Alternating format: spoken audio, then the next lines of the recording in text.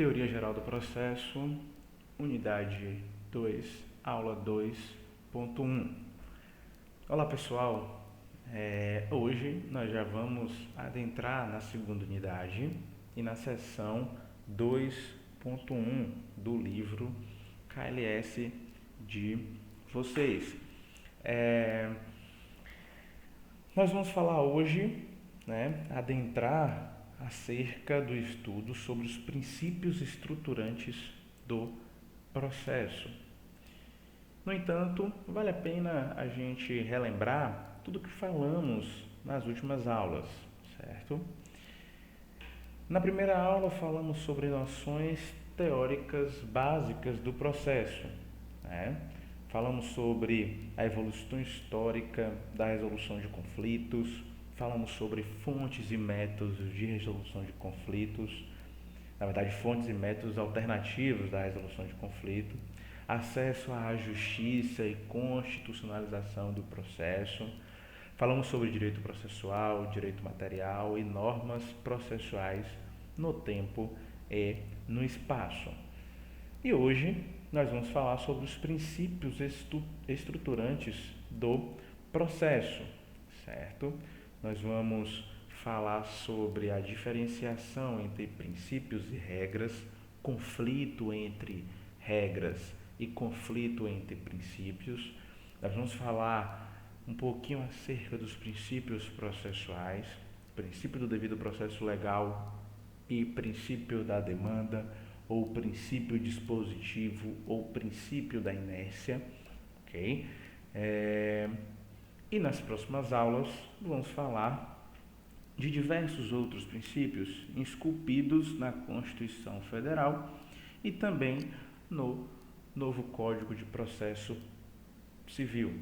São eles: princípio do juiz natural, princípio da isonomia, princípio do contraditório, princípio da ampla defesa, princípio das motivações das decisões judiciais, princípio da publicidade do processo e dos atos processuais, certo? Princípio da cooperação, ok? Princípio da inafastabilidade da jurisdição. Então, são muitos princípios que nós vamos falar, certo? E de logo, pessoal, pode surgir a pergunta: o que seriam então os princípios? O que seriam então as regras, certo?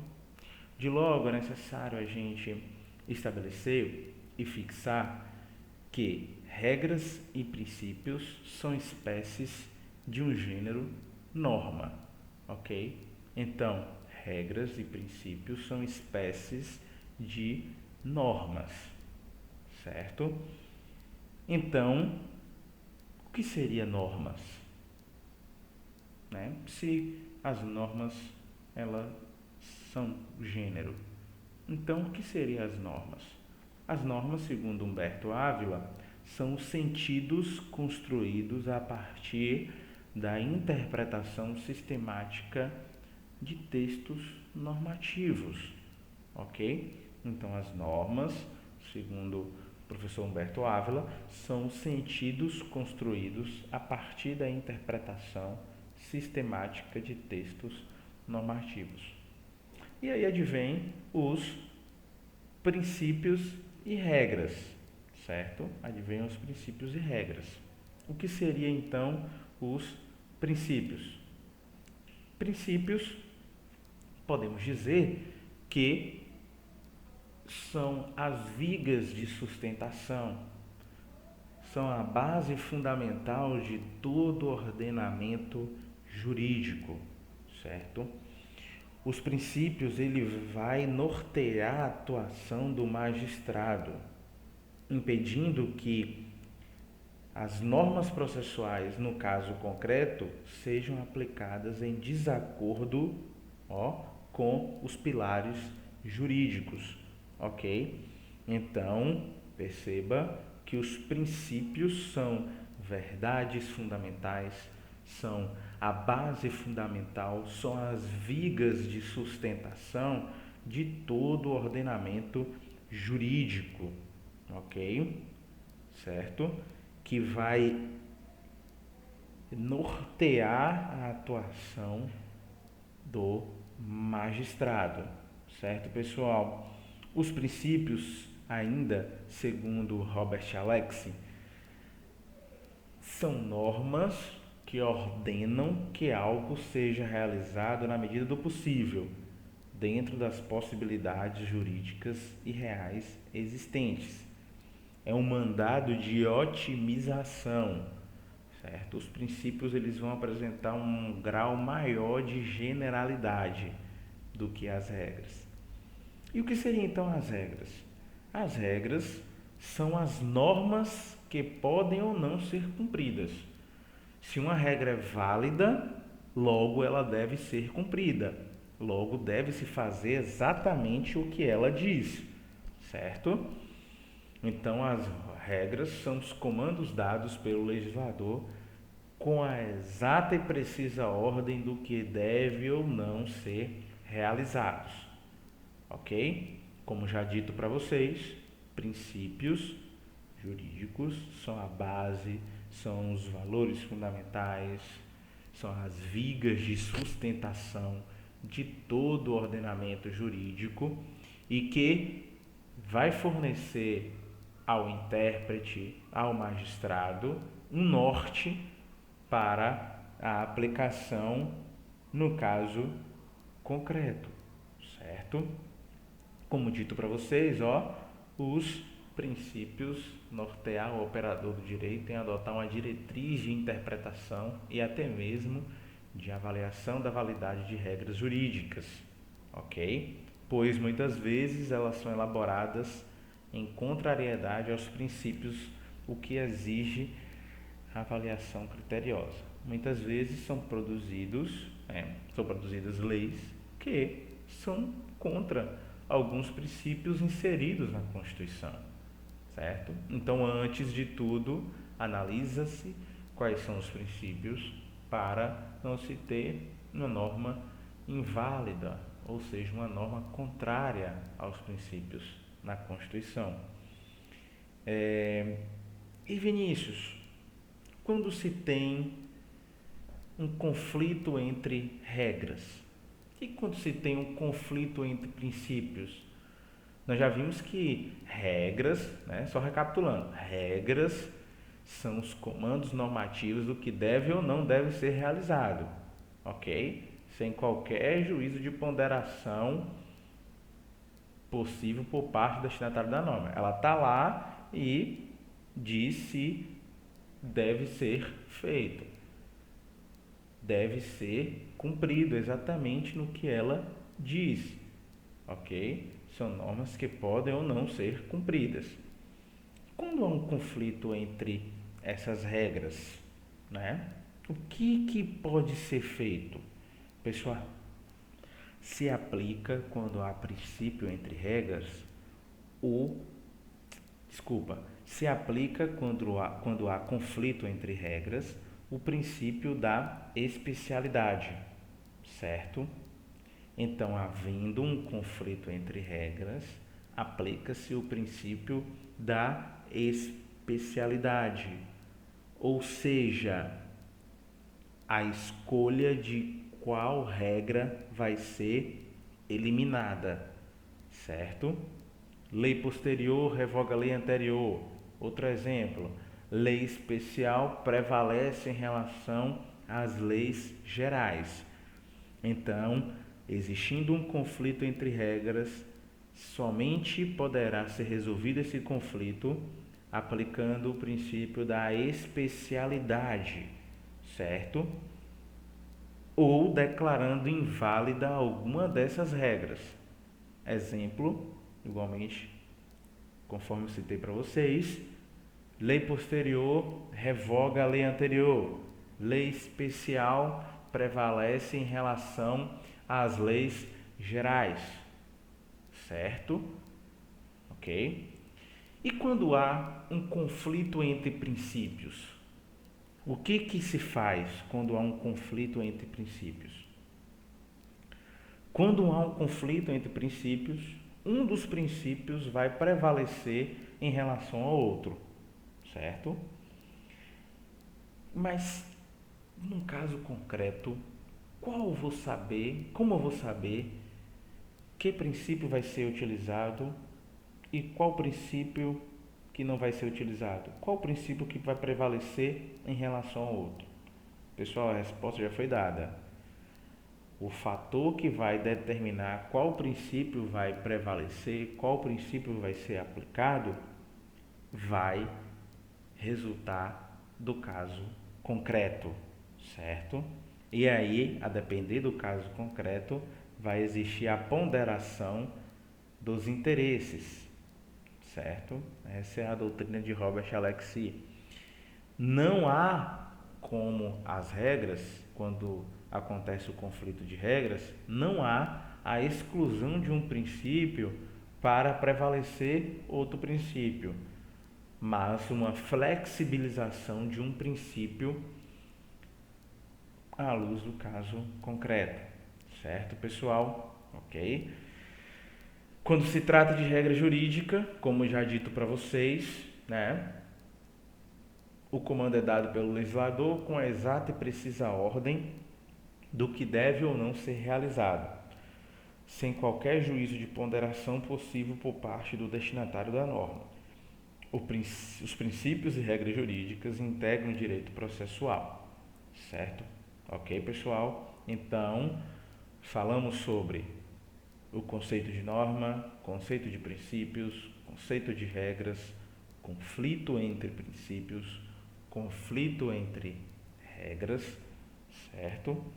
E chegamos agora numa introdução sobre os princípios constitucionais e infraconstitucionais do processo. Sabemos, pessoal, que existem duas grandes fontes de princípios, ok? E podemos extraí-los da Constituição Federal, certo? Que são os princípios constitucionais, e os princípios encartados nas normas infraconstitucionais, são os princípios infraconstitucionais. Os princípios constitucionais devem sempre ser tomados como superiores premissas de todo o sistema, ponderando-se a importância concreta de cada um e buscando uma solução que, na medida do possível, confira a máxima efetividade a todos eles. É a doutrina de Cândido Rangel de Lamarck. Ou seja, os princípios inseridos na Constituição são tidos como superiores premissas. Eles vão orientar o restante das normas, certo? Então nós temos o princípio da supremacia da Constituição Federal. E para cumprir os objetivos de garantir um processo adequado, efetivo e célere, a Constituição propõe princípios que se projetam sobre todo o ordenamento jurídico, garantindo acessibilidade e garantias aos jurisdicionados. Contudo, os princípios processuais não se limitam àqueles previstos na Constituição. Nós temos princípios inseridos também no nosso Código de Processo Civil. Lá na Constituição, no artigo 5º, nós temos inúmeros princípios, certo? Igualmente, nós temos os princípios inseridos no Código de Processo Civil. Exemplos: no artigo 2º, nós temos o princípio dispositivo, o princípio da inércia da jurisdição. No artigo 3º, nós temos o princípio da inafastabilidade da jurisdição. No artigo 4º, nós temos o princípio da razoável duração do processo. No artigo 5º, nós temos a boa-fé e lealdade processual. No artigo 6º, nós temos o princípio da cooperação, que já foi dito para vocês em sala de aula. Então, nós temos princípios constitucionais e princípios infraconstitucionais. Lembrando sempre que os princípios processuais que são previstos no Código de Processo Civil, foram constitucionalmente previstos. Então, tudo aquilo que está no nosso Código de Processo Civil já foi previsto na Constituição Federal. Temos que admitir que, em diversas situações concretas, pode ocorrer uma colisão entre princípios, até mesmo constitucionais. E aí, o que fazemos, pessoal, quando há um conflito entre princípios? A técnica de flexibilização em relação ao caso concreto. Vamos analisar o caso concreto e ver, flexibilizar a aplicação de um princípio em detrimento ao outro. Né? Prevalece um princípio em relação ao outro. E para existir essa adequação entre princípios, nós utilizamos dois critérios. Para existir essa flexibilização de princípios, nós adotamos dois critérios. Que critérios são esses? O critério da razoabilidade e o critério da proporcionalidade. Lame e Rodrigues ressaltam que, no Brasil, a proporcionalidade é considerada uma norma de natureza principiológica, ou seja, há o princípio da proporcionalidade, que versa sobre a interpretação dos direitos fundamentais. Interpretação essa efetuada apenas por meio de um método racional e procedimental de sopesamento de valores, segundo os critérios de adequação, necessidade e proporcionalidade em sentido estrito. Então, pessoal, vai existir, um sopesamento de valores, necessidade, proporcionalidade em relação ao caso concreto. Então, para existir essa adequação entre os princípios, nós vamos utilizar os critérios da proporcionalidade, o princípio da proporcionalidade, ok? E também o critério da razoabilidade, que se constitui como um princípio, certo? Que está vinculado à interpretação e à ponderação racional de valores no âmbito dos direitos fundamentais, mas que se diferencia da proporcionalidade na medida que não depende do procedimento de análise de critérios distintos, mas apenas da análise de custo-benefício entre meios e fins. Então, ele não vai entrar na análise de critérios distintos, mas apenas no custo-benefício entre meios e fins. E no nosso artigo 1º do Código de Processo Civil, nós temos que o processo civil será ordenado, disciplinado e interpretado conforme os valores e as normas fundamentais estabelecidos na Constituição da República Federativa do Brasil, observando-se as disposições desse código. Então, olha o valor que é atribuído aos princípios constitucionais. Então, toda a aplicação do processo civil, todas as disposições do Código de Processo Civil, elas vão ser orientadas, disciplinadas e interpretadas conforme os valores e normas fundamentais que estão previstos na Constituição Federal. Então, pessoal, a Constituição Federal é fonte máxima, fonte maior, que vai nortear também as disposições do Código de Processo Civil. Essa regra do artigo 1º, ela orienta, como dito para vocês aí, aqueles que vão interpretar a norma a tomar conhecimento dos valores e das normas da Constituição Federal, sem o que não há como aplicá-lo adequadamente. Então, as disposições do Código de Processo Civil, elas têm que ser ordenadas, disciplinadas e interpretadas conforme os valores e normas previstos na Constituição Federal. E, pessoal, tendo em vista toda essa diferenciação entre princípios, regras, conflito entre princípios, conflito entre regras, conceito de norma,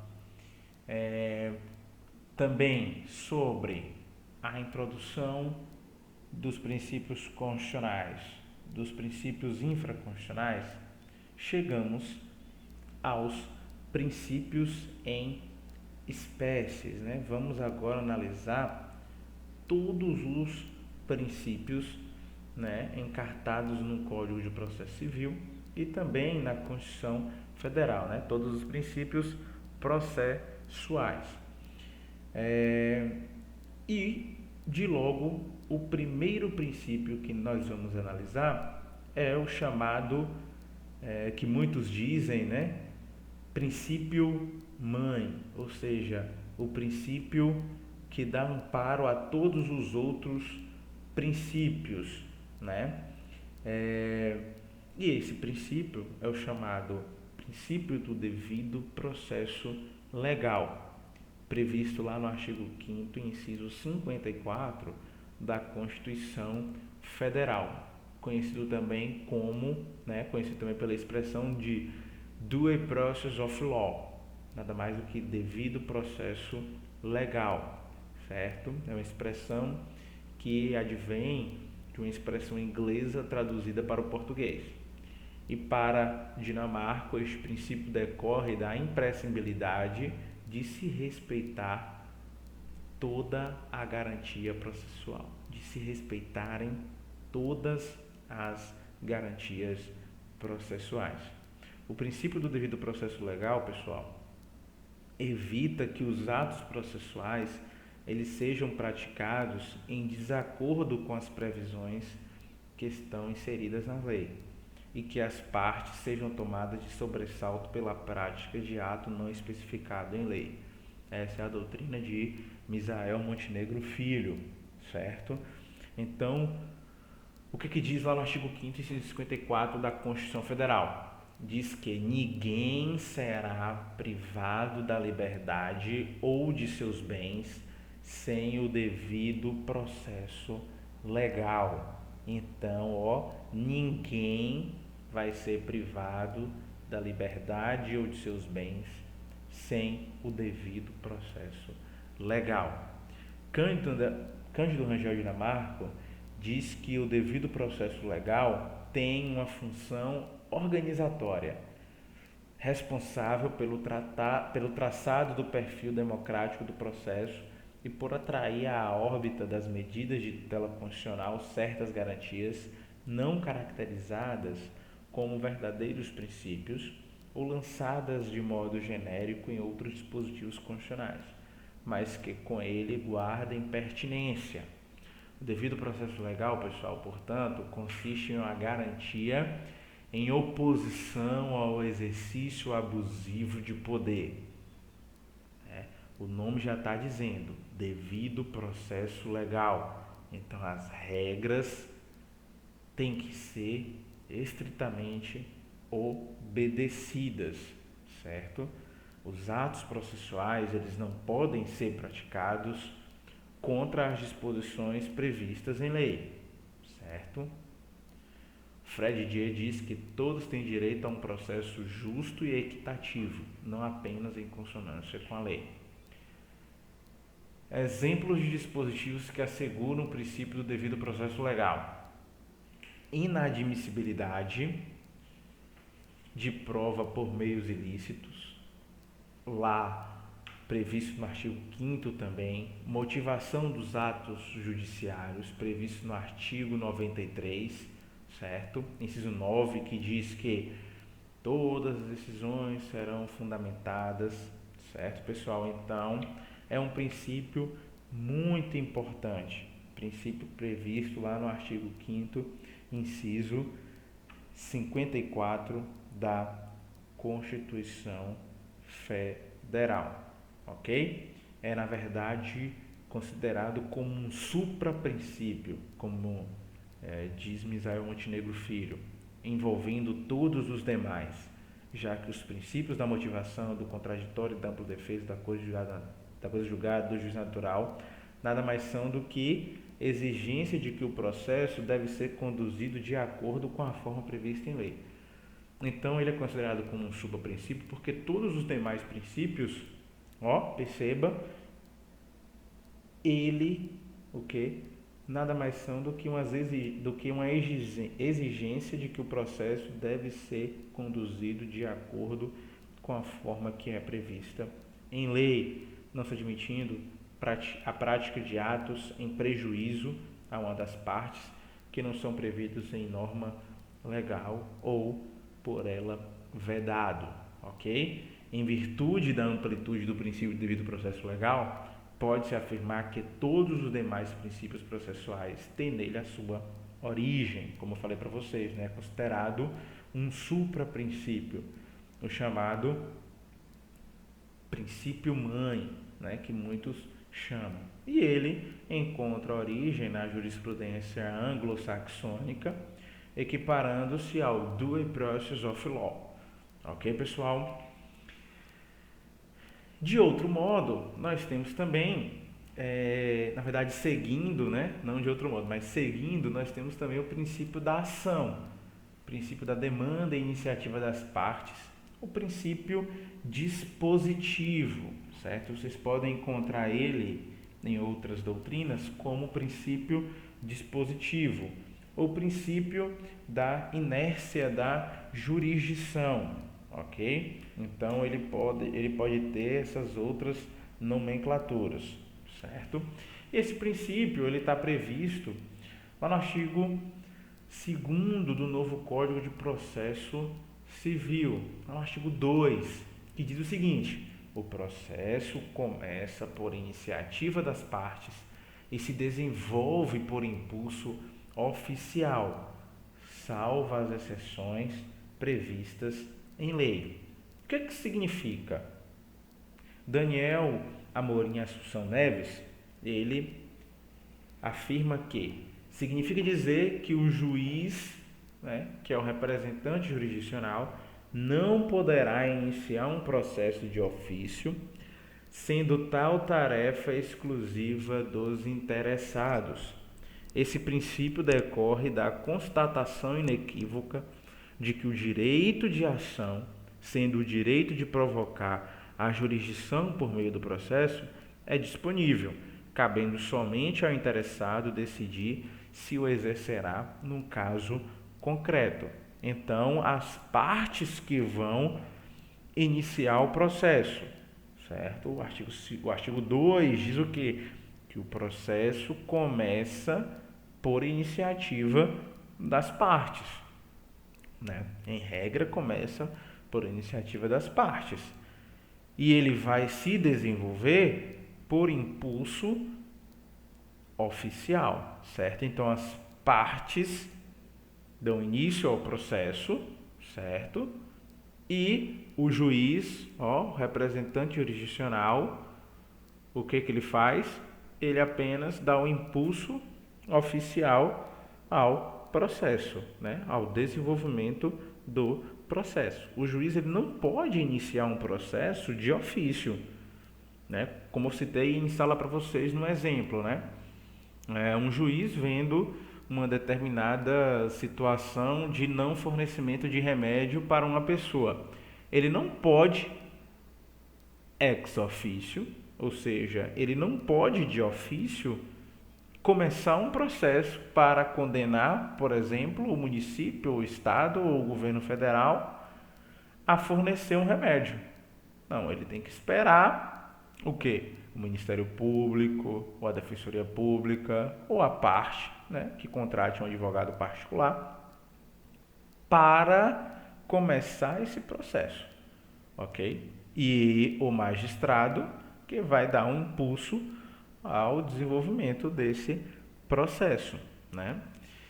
Esse princípio assevera que a jurisdição será exercida mediante provocação das partes interessadas, o que deve ser realizado por meio do exercício do direito de ação.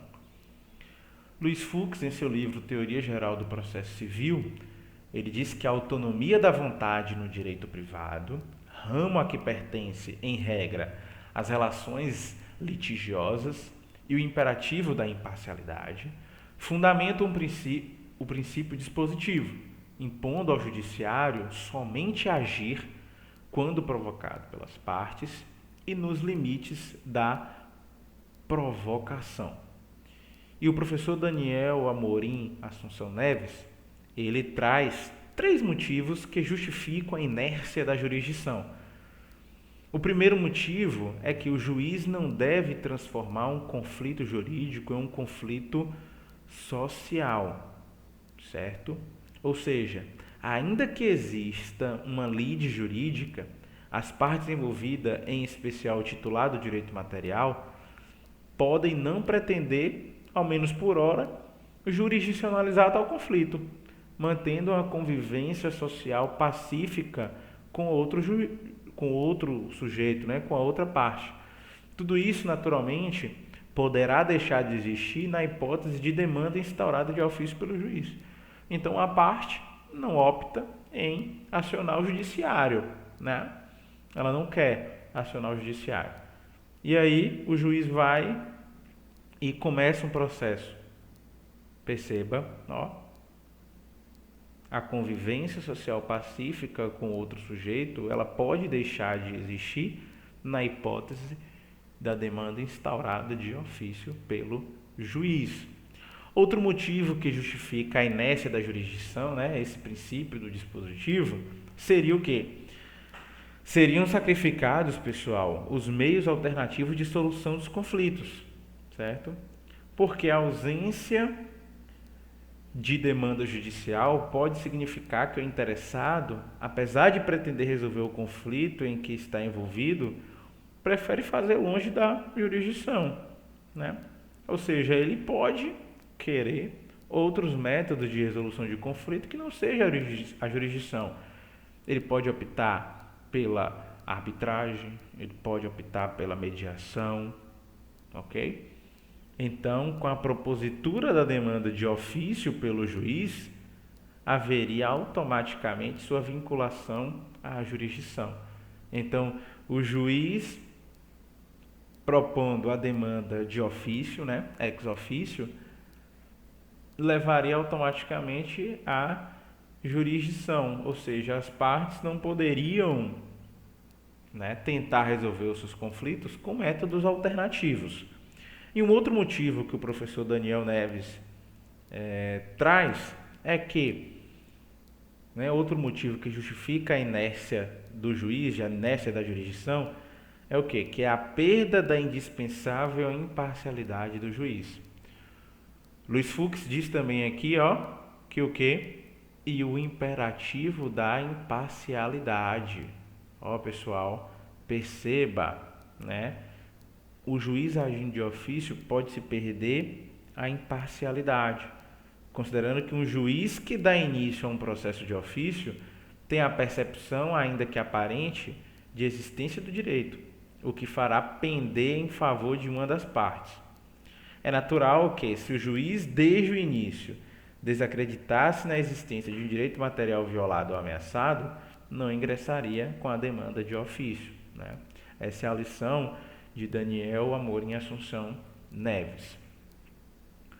E aí, ó, no entanto, uma vez instaurado, como traz o artigo 2º, este se desenvolve por impulso oficial. Então, o processo começa por iniciativa das partes e ele vai ter o seu desenvolvimento por impulso oficial. Ou seja, o desenvolvimento do processo fica assegurado ao jurisdicionado. Certo, pessoal? Aqui estão as referências. Foi essa a aula de hoje, né, em que falamos sobre os princípios, né, o conceito de princípios, falamos, né, sobre o conceito de normas, sobre o conceito de princípios, conceito de regras, conflito entre regras, conflito entre princípios, né? E falamos sobre princípios estruturantes do processo previsto na Constituição, previsto nas normas infraconstitucionais, ok? Falamos também sobre o princípio do devido processo legal e falamos sobre o princípio dispositivo, ou princípio da inércia da jurisdição, ok? Então, essa é a aula de hoje. Acessem o AVA de vocês, resolvam as questões do AVA, resolvam as questões do livro. Além do livro de vocês, faço sugestão para consulta bibliográfica complementar, né? Indico o livro Princípios do Processo na Constituição, de Nelson Neri Júnior. Indico também o livro Teoria Geral do Processo Civil, de Luiz Fux, certo? O curso de Direito Processual Civil, do professor Fred Dier Júnior, certo? Então, nessas bibliografias, vocês vão encontrar também a aula de hoje. Ok, pessoal? Até logo. Tudo de bom.